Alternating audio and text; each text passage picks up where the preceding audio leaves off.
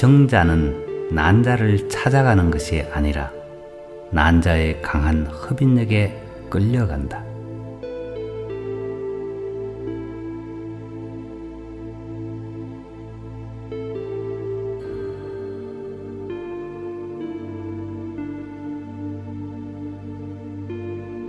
태아의 형태 형성 과정에는 조상령이 관여하나 출산 후에는 조상령이 거두어져야 한다.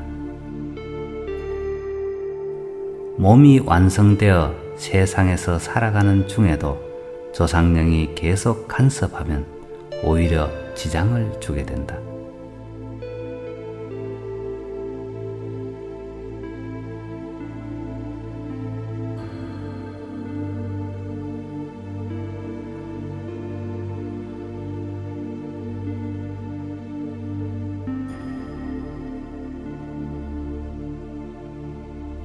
임신 중의 입덧은 착상한 수정란이 어머니의 일상을 제압하고 자신에게 필요로 하는 것을 요구하고 있는 것이다. 아직 뇌가 없는 그 수정란이 모든 것을 알고 지시한다. 영혼이란 것이 없다면 어떻게 그 일이 가능한가? 여러분의 환생이 없다면 어떻게 세상의 것을 요구할 수 있을까?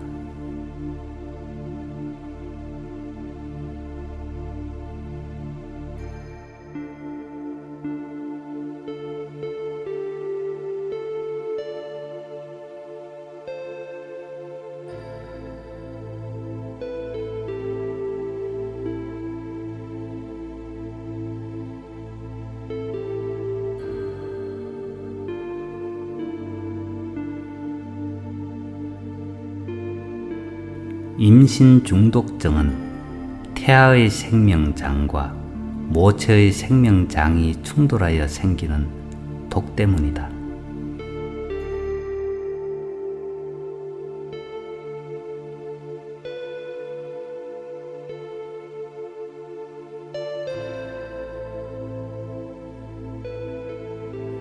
태아의 생명장 형성이 모체의 생명장과 강하게 충돌되면 결국 유산하게 되거나 모체가 견디지 못하여 유산을 시켜야 될 수밖에 없게 된다.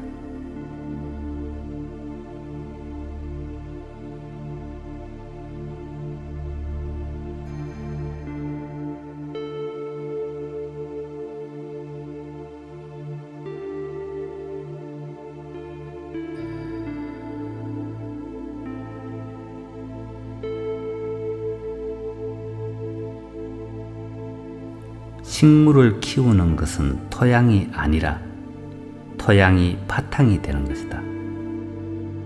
태아를 키우는 것은 모체가 아니라 모체가 바탕이 되는 것이다.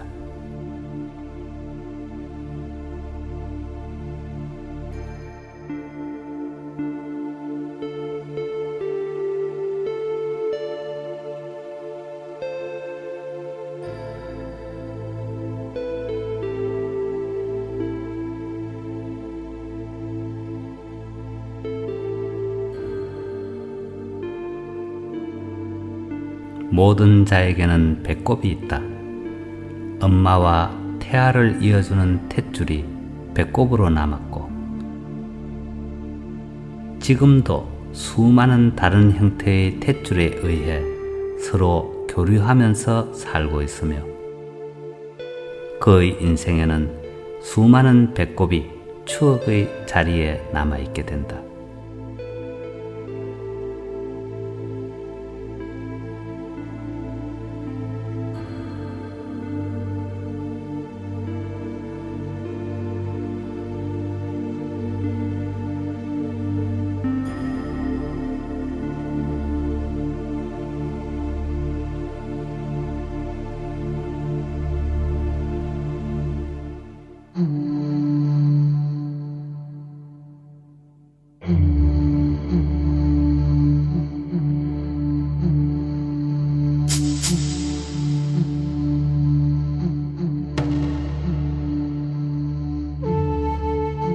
아기의 베넷짓이란 현 세상 이전의 표현이다.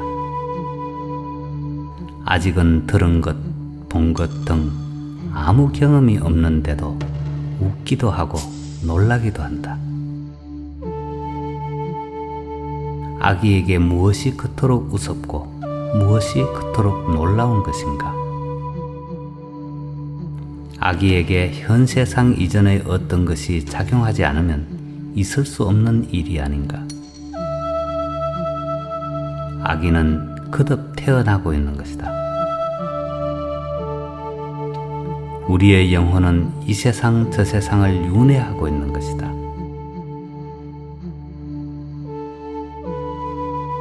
이 세상에서 사라지면 저 세상에서 살아나고, 저 세상에서 사라지면 이 세상에서 살아나는 것이다.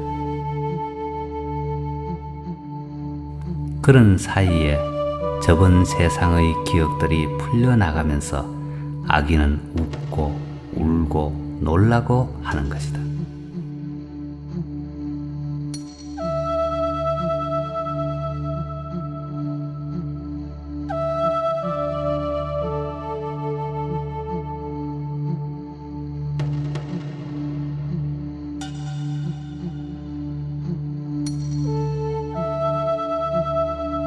갓난 아이가 세상에 태어나서 우는 것은 자궁 내에서의 파와 세상에서 맞이하는 파가 다르므로 자신의 파와 조화를 이루기 위한 방법으로 소리파를 쓰고 있는 것이다.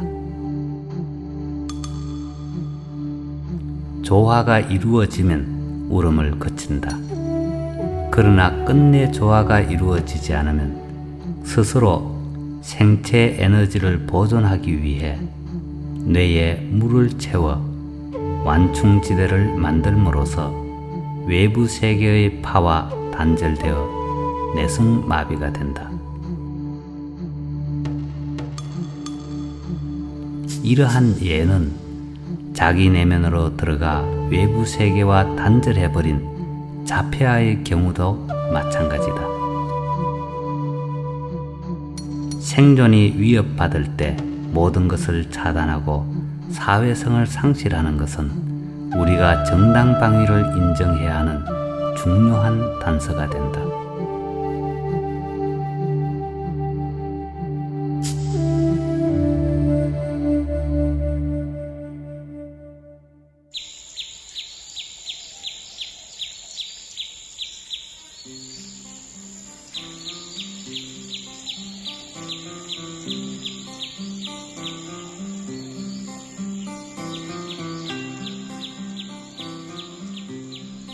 출생 직후 최초의 호흡은 성인의 10배나 되는 흡인력을 필요로 한다고 한다.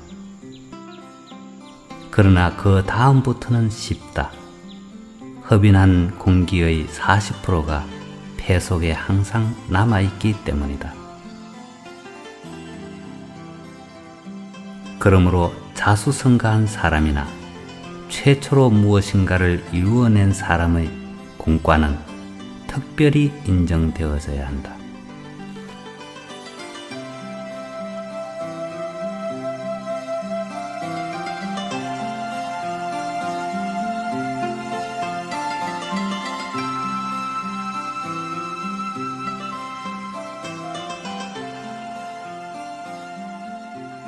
사람들은 죽음을 왜 두려워하는가?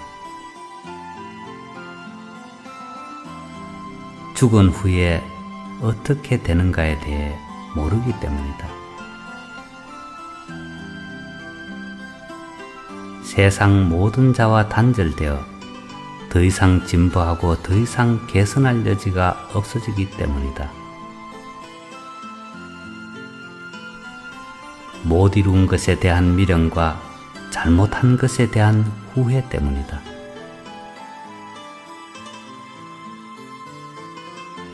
희로애락의 감정과 감각을 잃는다는 아쉬움 때문이다.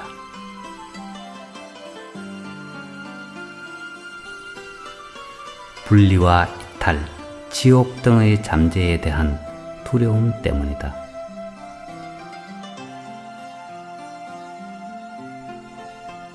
남은 자의 미래에 대한 불안 때문이다.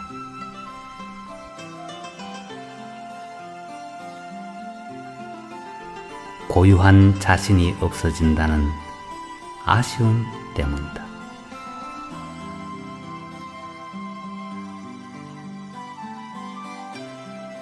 그렇다면 살아있는 동안 우리가 무엇을 해야 하는지는 분명해진다.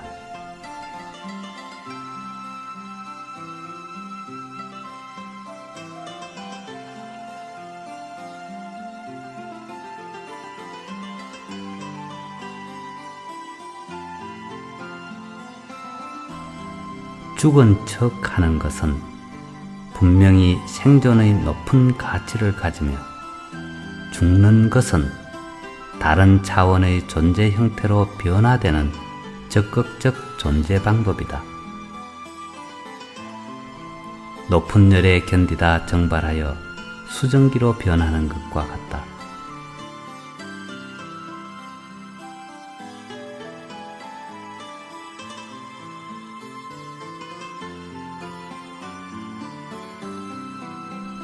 죽음이 새로운 삶을 보장하는 기둥과 같은 것이라면, 죽은 척 하는 것은 삶을 숨겨서 보호해주는 벽과 같은 것이다.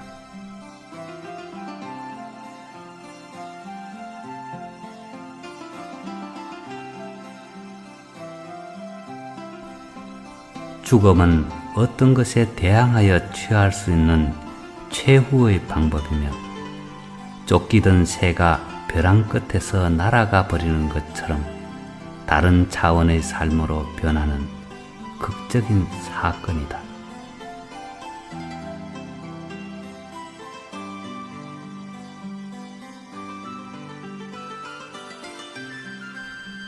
죽음은 새로운 형태의 삶으로 옮아가는 일시적인 과정이다.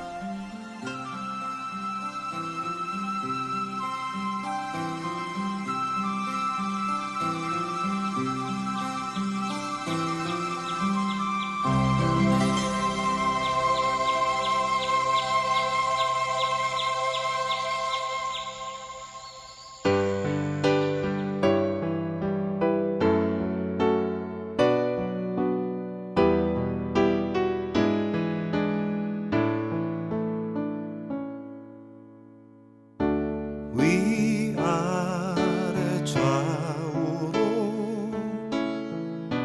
구겨져 울며,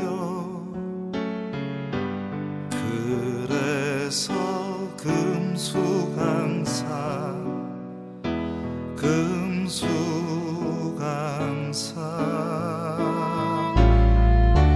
그 속에서 5천년을 봄이로만 맛깔던 내 어머니 터진 손이 하늘 되고 도마줄 되고, 이제는 일어서 보렴 내 장한 아들이 어머니의 터진 손에서